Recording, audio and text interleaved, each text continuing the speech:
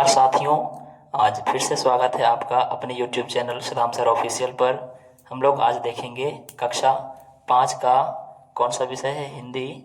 और हम लोग देखने वाले हैं एनुअल एग्ज़ाम, वार्षिक मूल्यांकन एग्ज़ाम का 2025 का देखने वाले हैं। ये है प्रश्न पत्र सह उत्तर पुस्तिका। इसमें प्रश्न और आंसर यानी उत्तर दोनों देखेंगे।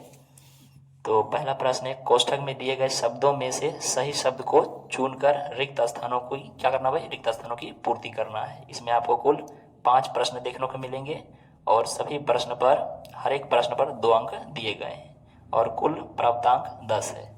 कौन नंबर में है सवाल देखिए। पंडित जी बारिश का पानी खाली स्थान रहे थे। आपके पास देखिए यहाँ पर ऑप्शन दिए गए हैं। क्या कर रहे थे भाई, पंडित जी बारिश का पानी जमा कर रहे थे या उलिच रहे थे। तो भाई उलिच रहे थे, तो खाली स्थान में लिख देंगे उलिच रहे थे। ख नंबर में है, लेखक की आवाज खाली स्थान फट रही थी रोने पर जोर से बोलने, तो भाई जोर से बोलने पर फट रही थी, खाली स्थान में लिख देंगे जोर से बोलने पर। कह रहा है ग नंबर में, बंदर सोमन के लिए खाली स्थान लाया। क्या लाया, अंगूर लाया या पपीता। तो भाई पपीता लाया था, है ना। बंदर सोमन के लिए क्या लाया था, पपीता, तो खाली स्थान में पपीता लिख देना है। ग नंबर में, मदर टेरेसा के बचपन का नाम खाली स्थान था। क्या था भाई, एलासेस या फिर एग्नेस गोजा बोजाक्यू। तो भाई था इनका बचपन के नाम मदर टेरेसा के एग्नेस गोजा बोजाक्यू, तो यहाँ पर खाली स्थान में लिख देना है। अंग नंबर में, राजमहल में खाली स्थान रहते हैं। राजमहल में, अब यहाँ पर देखना है आपको भाई क्या भरना है। राजमहल में खाली स्थान रहते हैं, क्या रहते हैं भाई, कौन रहते हैं, गरीब, राजा। तो राजमहल में राजा रखते हैं, तो राजा रहते हैं, तो राजा लिख देना है खाली स्थान में। अब देखिए सवाल नंबर 2 की ओर।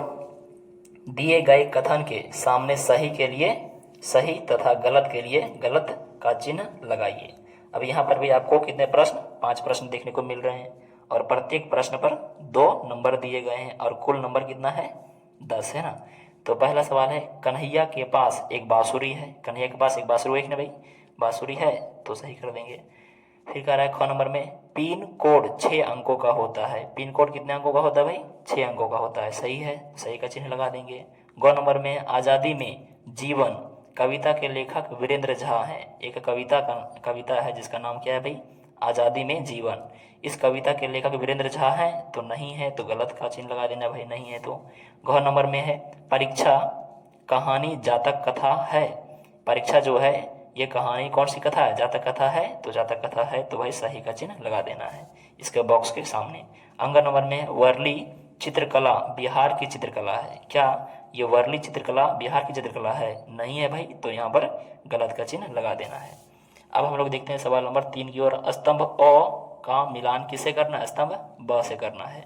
अब देखिए यहाँ पर कुल 5 हैं प्रश्न और सभी पर 2-2 नंबर दिए गए हैं। यहाँ पर भी आपको फिर 10 नंबर दिए जाएंगे अगर सभी को आप सही से मिलान करते हैं तब।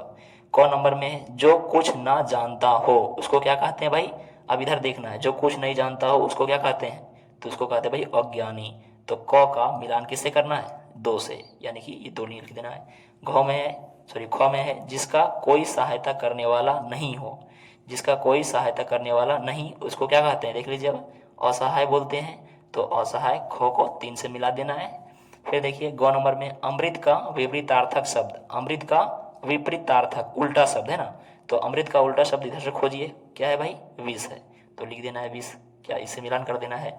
फिर घ में है, कनक का पर्यायवाची शब्द क्या होता है, कनक का पर्यायवाची शब्द देखिए सोना, तो घ का मिलान कर देना है 5 से। अब अंगों का देखिए, राजा का विपरीतार्थक शब्द, राजा का उल्टा क्या होता है भाई, तो राजा का उल्टा होता है, देख लीजिए इधर से रंग, तो अंगों का मिलान कर देना है 1 से। इस तरह आपको सही सही और फ्रेश से मिलान करना है ताकि चेक करने वाले भाई साहब जो है आपको पूरा पूरा नंबर दे सकें। फिर देख लीजिए सवाल नंबर 4 में, ये लघु उत्तरीय प्रश्न है और कितने शब्दों में आपको लिखना है, 20 शब्दों में। और कितने प्रश्न है भाई लघु उत्तरीय प्रश्न, तो 2 हैं और एक प्रश्न पर 5-5 नंबर दिए गए हैं और कुल नंबर 10 हैं। पहला प्रश्न है, परीक्षा पाठ के आधार पर बताइए कि आचार्य चरक ने परीक्षा का समय कितने दिनों का समय दिया था और क्यों। अगर आप इसका आंसर बेहतरीन ढंग से जानते हैं तो लिखना है और नहीं जानते हैं तो आपको एक ऑफर में सवाल मिला है, वो क्या है भाई, अथवा में, असलम ने ईद पर कपड़ा क्यों नहीं खरीदा।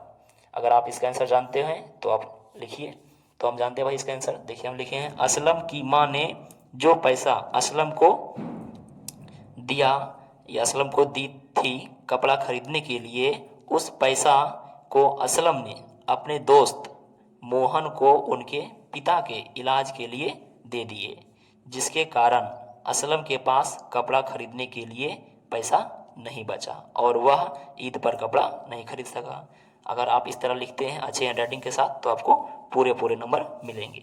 अब देखते हैं हम लोग सवाल नंबर 4 का 2 क्या कह रहा है भाई, लक्ष्मी को विष्णु पोटिट की कौन सी आदत पसंद नहीं थी।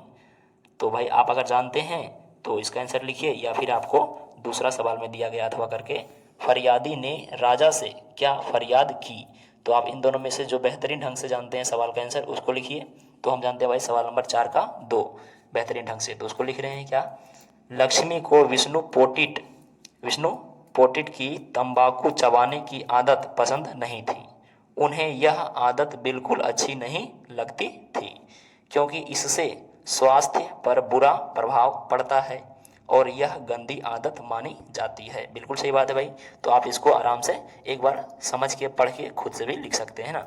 चलिए हम लोग देखते हैं अब सवाल नंबर 5 जो कि है दीर्घोत्तरीय प्रश्न और कम से कम आपको लगभग में 100 शब्दों में उत्तर देना है और ये एक ही प्रश्न है और 10 नंबर के है ना।